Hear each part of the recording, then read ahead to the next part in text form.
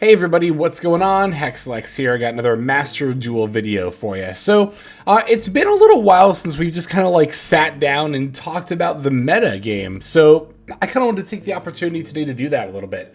I'm here over on Untapped, and I've sorted the tier list that they have represented here from Platinum to Master, because I figure if we're going to be talking about the metagame, I want to talk about what most people's experiences are with it. So I think there's a lot of people who are watching the channel who don't necessarily reach Master Rank every day. I tend to mostly focus on Master Rank because that's obviously like the highest competitive stats that you're going to get. But again, in the idea of the spirit of including everyone who's likely to watch, I'll go down to Platinum here because this will be less of an analysis of what the meta is like and I guess more what we think of it. And I think those are two definitely different things, right?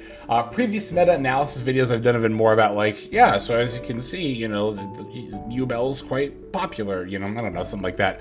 But I don't usually tend to get into how I subjectively feel about the format, but I kind of want to actually, because I think this is a very divisive format in terms of whether people like it or not. So I think one of the things that makes it pretty divisive is, of course, going to be the Fiendsmith engine, everyone's favorite family, the Smiths. So Fiendsmith and its archetype has definitely made a splash, as a lot of people were expecting it to here at Master Duel. We talked about this as it was coming out, the fact that Fiendsmith can be used in pretty much any deck, because even if you're not interested in Fiend monsters or making a rank 6 or fusing. The fact is you can still get multiple bodies on board without using your normal summon.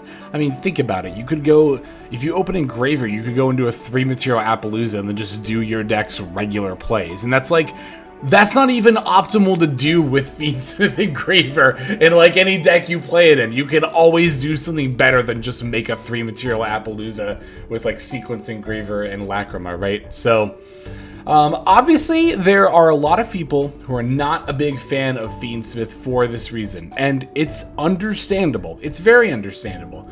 I definitely get seeing the same cards over and over again and feeling like that's making the game more dull for you. I think that's completely valid.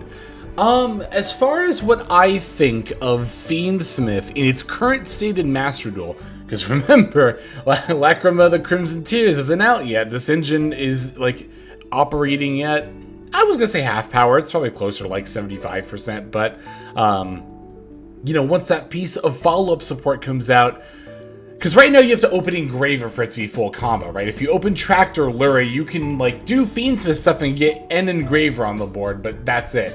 Its Engraver discard is full combo into Sequence with no other cards and without using your normal summon, right?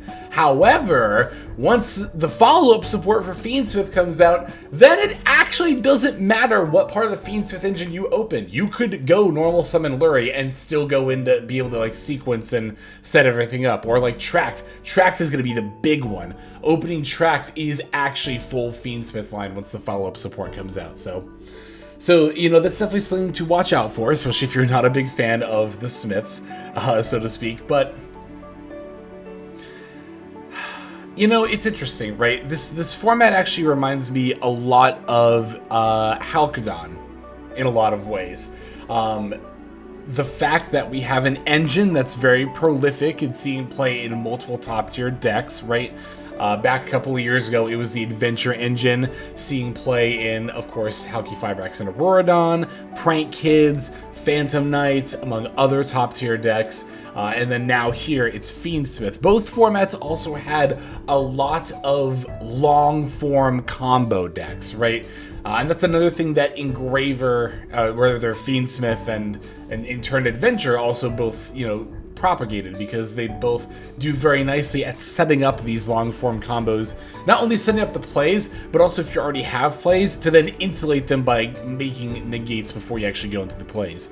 And speaking of that, of course, there is also the Azamina engine has been seeing a lot of play since its release. Not quite as much as Fiendsmith, but it's seeing play in Snake Eye, it's seeing play in White Forest, which are two of the at least two of the top 5 decks. Like, where White Forest is I think a little bit debatable if it's like the second best deck or the third best deck or the fifth best deck, but I think it's at least the 5th best deck. So Azamina doesn't see quite as much widespread play because you do need to be a little bit more committed as far as what you're playing engine wise. With like Diabell Stars and Deceptions.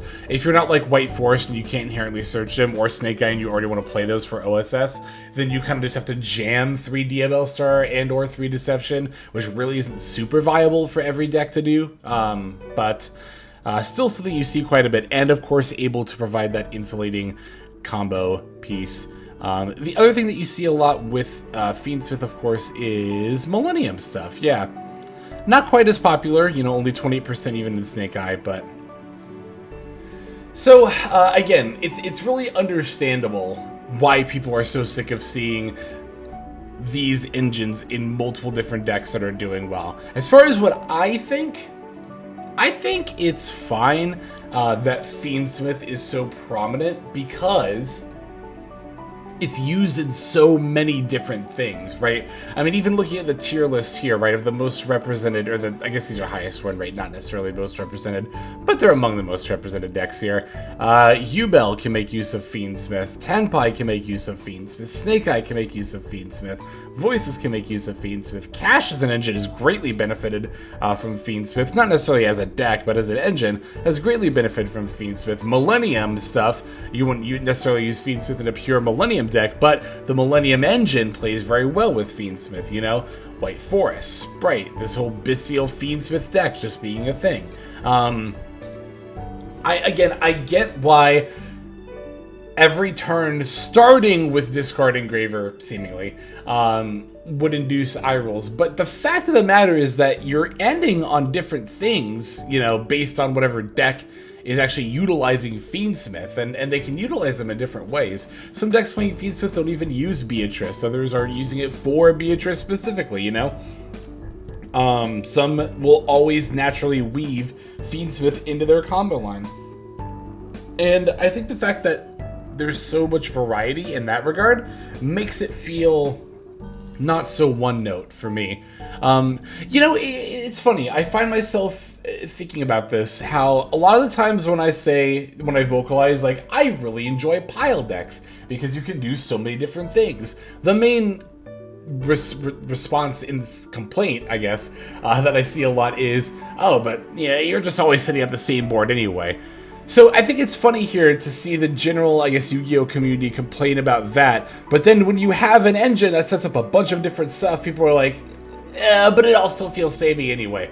Listen, this is just a realization that I've come to a long time ago, and that I try to remember to hold on to my sanity, is that Yu-Gi-Oh players will complain about anything. And I know we all know this, but I mean, really stop and think about it, right? Like, you see people complain about long-form combo decks, then you see people complain about stun, then you see people complain about back row decks in general, even if they're not on stun, then you see people complain about control decks in general, and it's like, what do you want?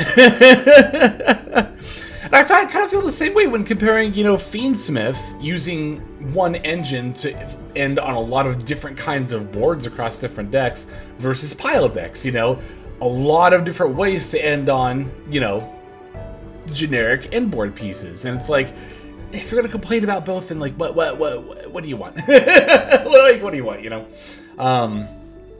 So I guess as far as how I feel about this meta, I mean, there's a lot of deck diversity, and that's something that I tend to value.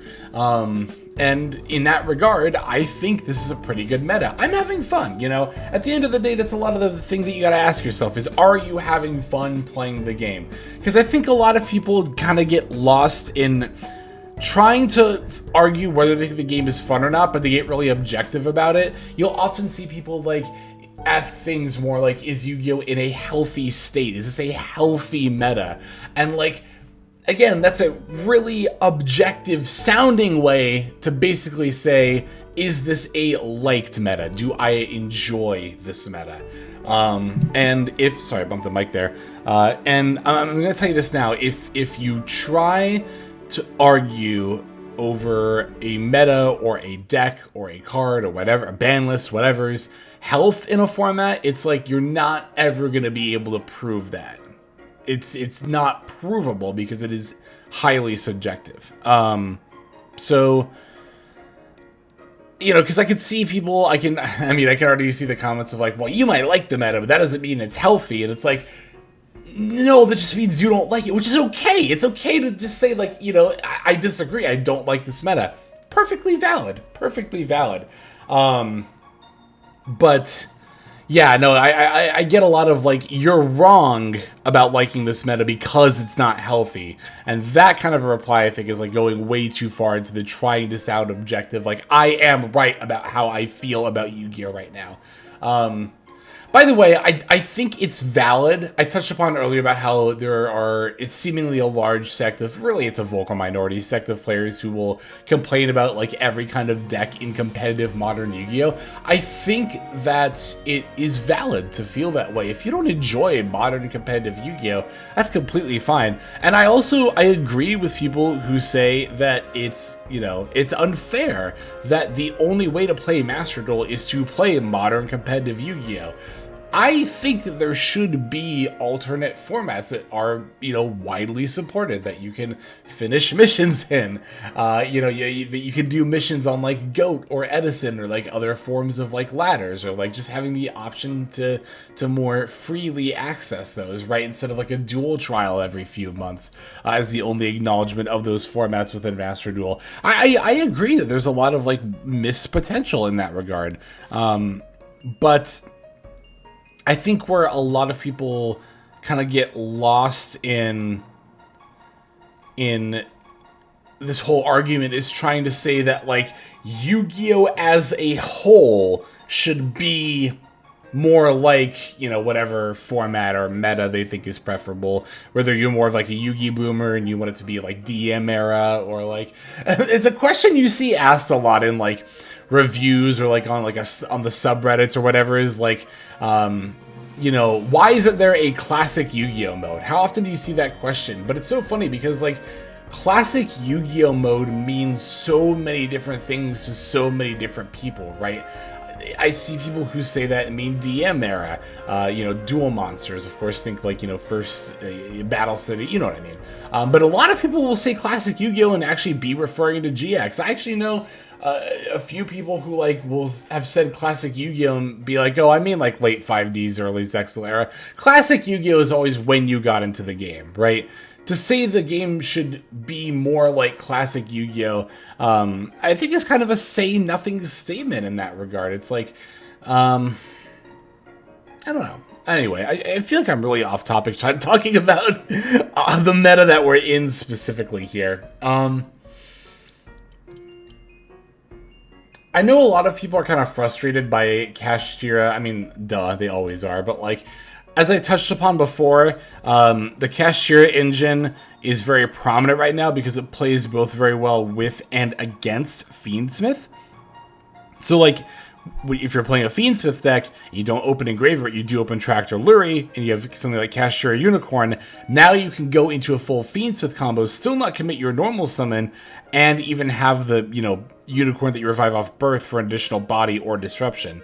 Of course, similarly, Unicorn can rip any number of the Fiendsmith extra deck cards, be it Sequence or Requiem or something else, and then all of a sudden the engine doesn't completely fall apart. You can still get some bodies, but it's much less cohesive, right?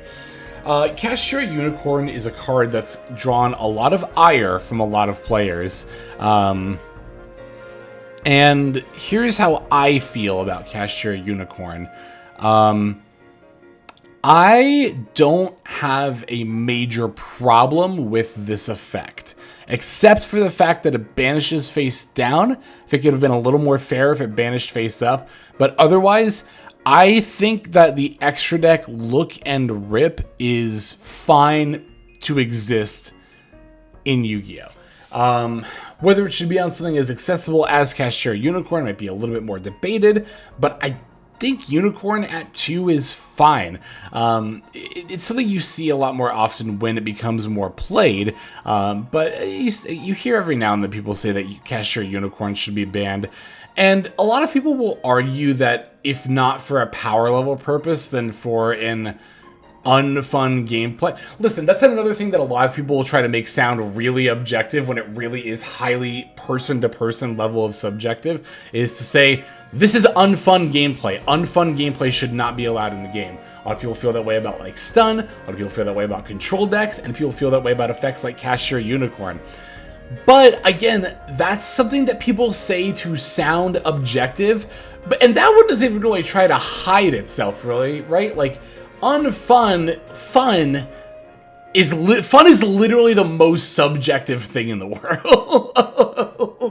Like, it literally is the most subjective thing in the world. So to say that something is unfun is not a hard and fast, true fact.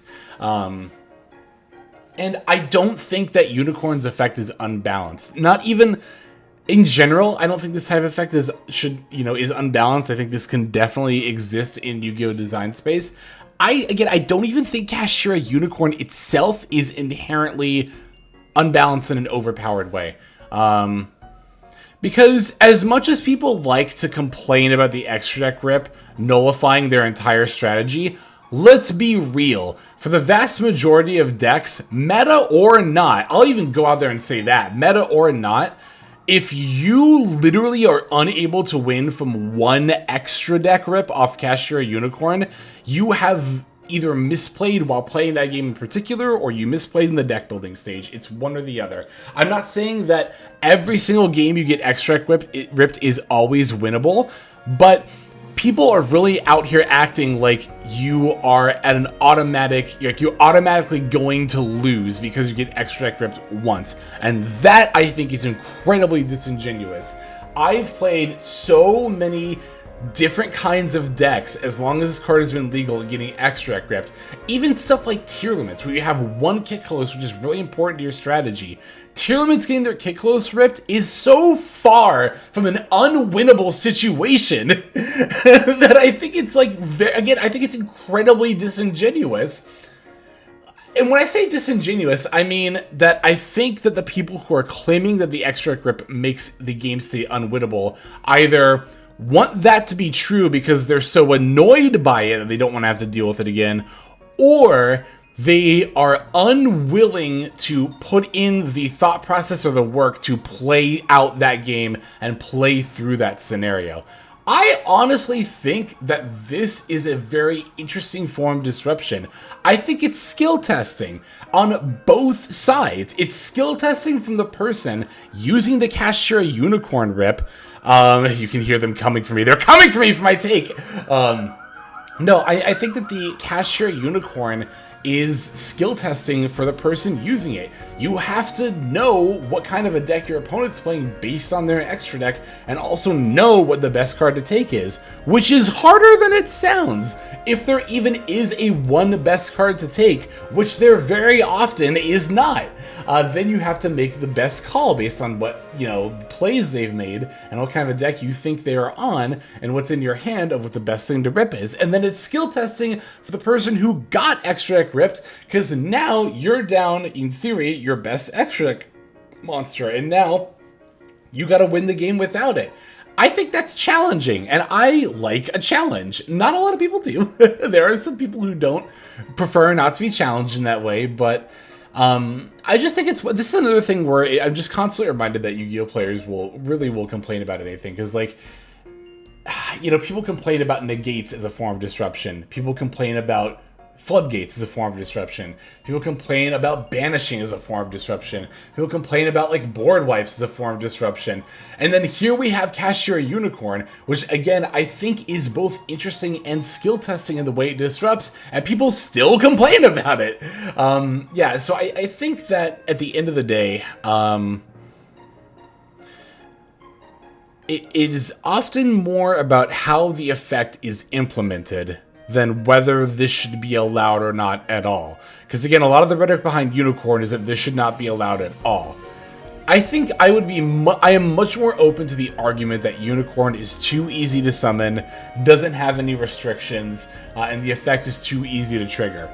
I don't think that's an unreasonable argument. I don't inherently agree, as I mentioned earlier, but I don't think that's an unreasonable argument. But to say that this kind of effect is, like, you know, a detriment to the health of Yu-Gi-Oh! I don't think that's I think it's a completely disingenuous argument, in my opinion. Of course, this is all just my opinion, but yeah, so I guess where I'm feeling with this current metagame is that I don't mind it personally. I'm still enjoying myself. Even just jamming like the Oops All Engine deck with Fiendsmith, Kashtira, and Bestial. I'm having fun, but at the same time, I completely understand the sentiment of people being like, "Oh my god, every deck is on Fiendsmith and Kashtira and Bestial," and the fact that you can play those all in one deck and it'd be good is also just like, you know, not something you're not a fan of, but. Now I know a lot of you might be asking like, okay, but do you think this metagame is healthy? I mean, again, that always just comes down to what you value. I personally value deck diversity. That's something that I like. And when I think of a healthy meta, that's what I think of. And, you know, if the highest represented deck in Platinum Tenastra is 14%, that's pretty good. That's honestly really good as far as, representation goes. Like, we're not anywhere near a tier 0 meta, so I think it's healthy. I'm having fun. I like this metagame. But if you disagree, that is completely valid. It's honestly completely valid. So that's going to do it for now. Thanks for watching this whole thing. I know a lot of it was me kind of talking over just this screen here, but hopefully you found the information represented here helpful. Hopefully you got something out of the discussion.